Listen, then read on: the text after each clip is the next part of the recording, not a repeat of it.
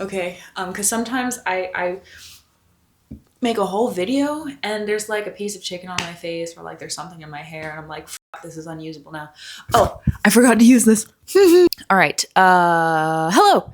My name is Cassandra and welcome to my temple. I am 29 years old and I'm making 100 confessionals before I turn 30, talking about my growth process in womanhood and realizing all of the life processes that I have to go through in order to be the kind of person I want to be. And the personal is universal. So here we are. So today I want to talk about getting out of your comfort zone as a traumatized person because it's a little bit more complicated to get out of your comfort zone if you're traumatized.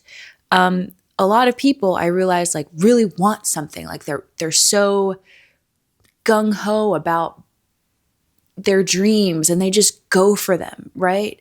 And it's just like they are compelled by this necessity, by this desire, and they are just able to do it.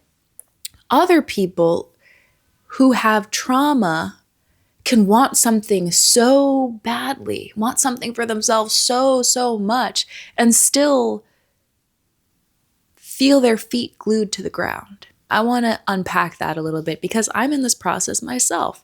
That is why I'm here. I am in the process of expanding my comfort zone. And is it uncomfortable? Yes. Is it something I don't really want to do? Yes. But there is also a part of me, my soul, that wants to expand and like just love on everybody, is like, hey, what about me? And I decided to listen to that voice and let go of the fears that have kept me in this small little area confined to, my comfort zone. So, so how did I get here? Um, how did I get here? And I'm talking about YouTube.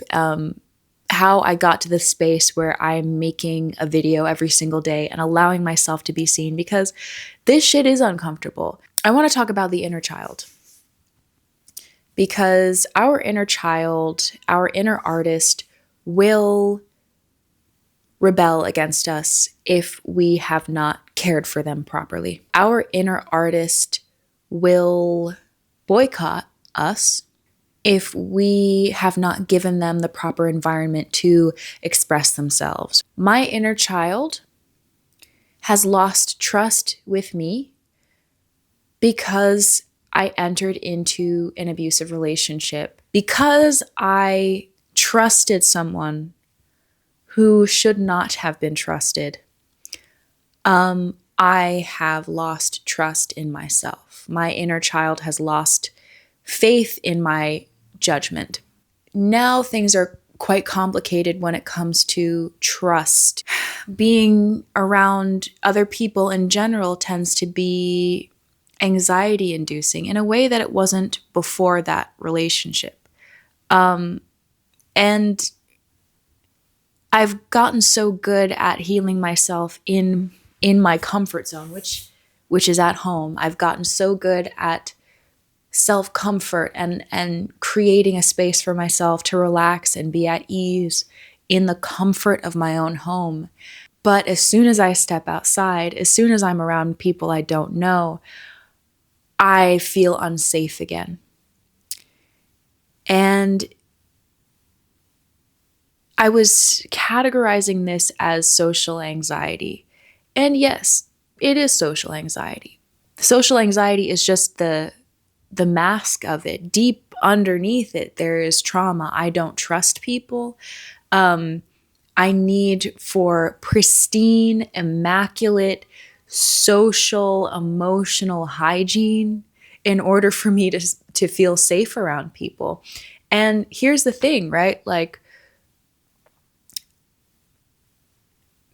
99% of the time, we're not going to find ourselves in rooms with people who are steadfast in working on their own 99% of the time, we're going to be in rooms with people who aren't fully aware of their feelings, who are projecting things onto you left and right, who have no idea who you are and no idea how much work you've done on yourself, no idea what you've gone through.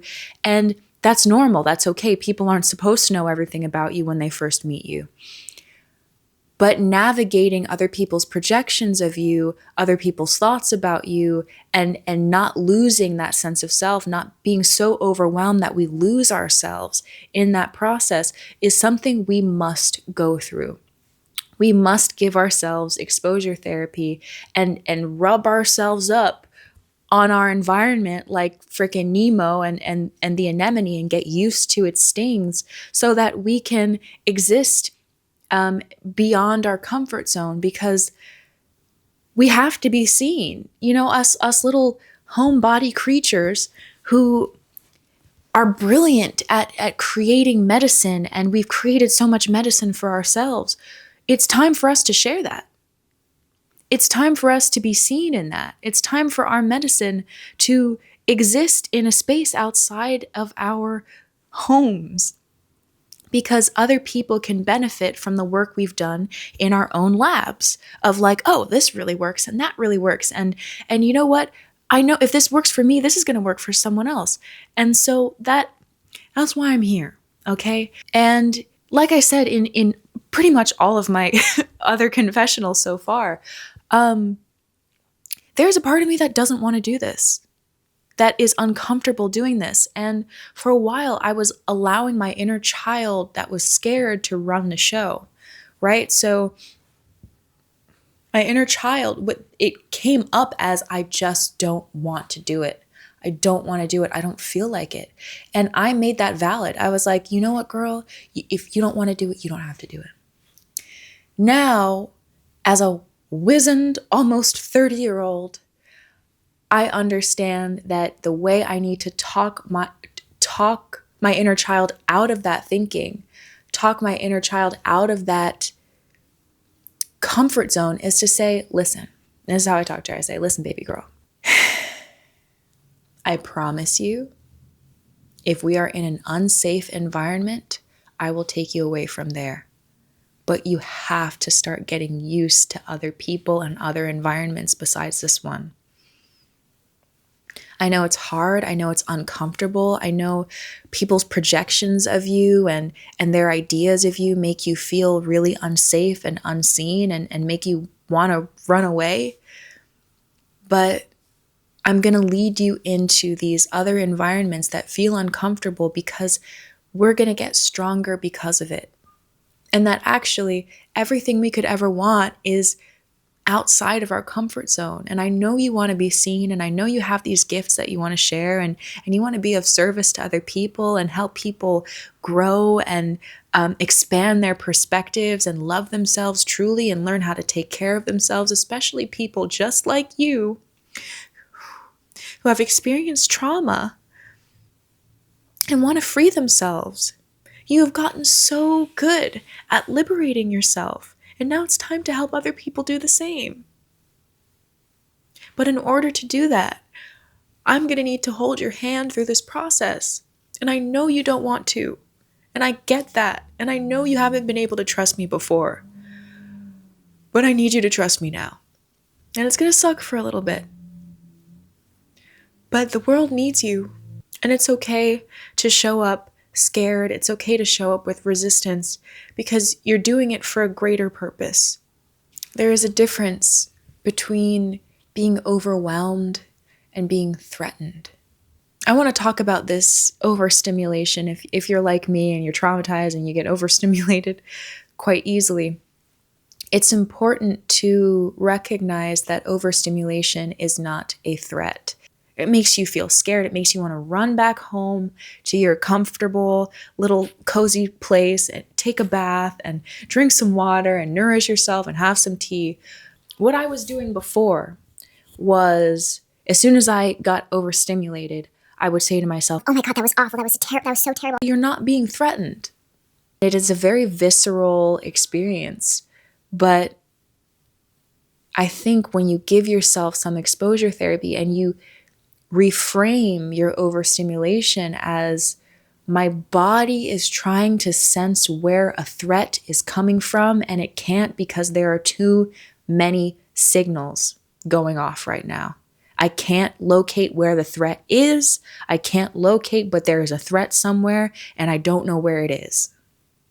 So when you come back home after a day out in the world, or after a day of exposing yourself in your artistry, it's important to be like, that was not that bad.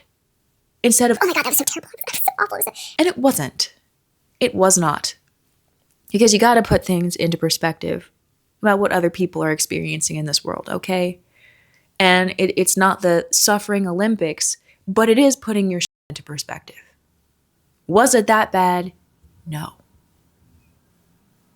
Did you get triggered? Did you get, did feelings come up? Yes. But you have to reframe that as nothing bad happened to me. So that's just like talking about environments and stuff. But the same thing goes when you put yourself out there on the internet, when you put yourself out on social media and people are having their reactions and they're projecting different things onto you and they're trying to tell your story for you and change the narrative of what you're actually saying. It's important to not allow your understanding of yourself to be tainted and painted by somebody else's perspective. New York City is going to be New York City. The peanut gallery is going to be the peanut gallery. We might have these reactions, but over time and with reframing, with understanding why you're having those reactions, it's not being directed at you personally. It's just people projecting their own shit. And we live in a world of projections. We live in a world of so many different stories. And if we are not sure of what our own story is, yes, we're going to get lost in the sauce. And that is something that was happening to me until very recently. I was just constantly lost in the sauce. And honestly, I'm trying to figure out like what got me out of that being lost in the sauce. Honestly, I think just life. I think it's just life.